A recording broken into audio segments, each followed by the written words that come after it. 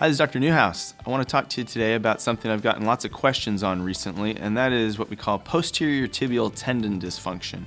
I'm going to give you the brief overview. I don't think you need to hear about all the stages and the medical classification. I'm going to give you the part that's important to you as a patient. Posterior tibial tendinitis is a very stubborn problem. The posterior tibial tendon is a muscle in our calf on the inside of the calf. It has a tendon, the muscles turn into tendons, the tendons then connect that muscle to the bone. So there's a little bump on the inside of your arch on the side of the foot called the navicular. That bone is where the posterior tibial tendon attaches. That attachment can sometimes be irritated, weakened. If you twist your foot, you exercise, maybe it's a new exercise you're doing, you can strain that tendon, certain motions will irritate it. There's lots of ways you can aggravate the tendon or the muscle. In some cases, over time, that muscle gets so much strain and irritation that you'll start to have a chronic problem and it'll weaken. The tendon will stretch out. You may get little tiny tears in the tendon. You may get a little bone spurring growing from the bone into the tendinous attachment.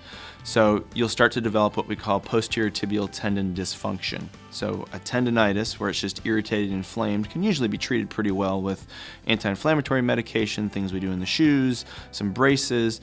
When it becomes more of a chronic problem, we call it dysfunction, meaning the tendon is functioning in a dysfunctional manner. It's not working appropriately. Over time, this will progress to where it starts to affect the joint. When people say they have fallen arches, this is usually what the cause of it is this tendon stretches out so much that you're not even able to rise up on your tippy toes. That motion of going up on your tiptoes is using the posterior tibial tendon. So when you're not able to do that, you know that posterior tibial tendon dysfunction is progressing rather rapidly and it's more severe. It changes the treatment options. Surgery is much more likely to be indicated at that point. Sometimes that involves just taking the tendon off, tightening it, maybe doing a tendon transfer. Sometimes it's fusing certain joints because arthritis is involved. This is a problem which is very progressive, goes over a number of years. Nobody can tell you how quickly it's going to progress. But when you start with posterior tibial tendinitis, you need to treat it effectively and make sure that it gets addressed and cleared up, because if it doesn't, it will lead to the posterior tibial tendon dysfunction, which will, in the end stages, lead to a flat foot, which can be very painful. You'll have one foot flat, the other foot with a normal arch. You'll get arthritis, and surgery is really the only thing you can do for that. And truthfully, even when you have surgery for posterior tibial tendon dysfunction, when it involves fusing joints, you're limiting motion, you're probably going to have more of a chronic pain issue at that point, even with surgery to correct the deformity.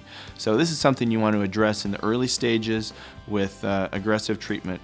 Physical therapy, orthotics, medication, bracing, things like that to prevent this dysfunction from really becoming a hindrance to your normal activities. So if you think you have posterior tibial dysfunction or posterior tibial tendinitis, I'd urge you to go see the doctor, go see your podiatrist, get it checked out. This is not something you want to see your family doctor for. This is something specialized. You want to go see the podiatrist. This is the type of thing that we can effectively help you with. So give us a call. Hopefully that explains posterior tibial dysfunction, and we'll go from there. So thanks.